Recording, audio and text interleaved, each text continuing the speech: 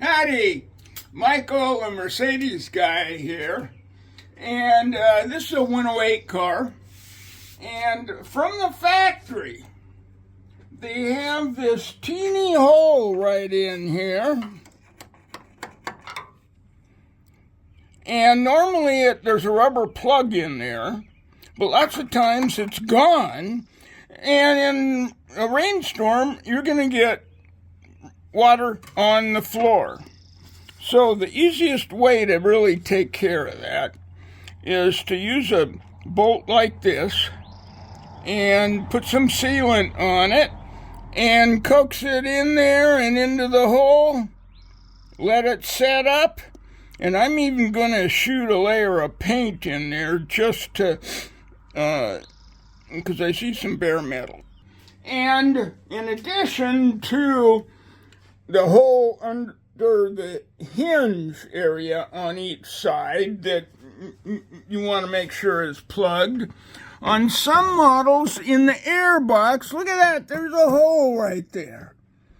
No idea what it's for. It ends up being just above the heater valves, and of course water will come in, so you want to plug that sucker. Also, while you're in there in the air box, the fresh air box, take a look at where I'm pointing to. This is a factory seam here between the air box and the firewall, and check that out.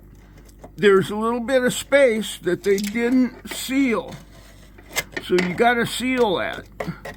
If this gets plugged a little bit and there's over 1.5 inches of water in there, that's going to run down on the floor inside the car. Now also, while you're in here in the air box, you want to look for rust.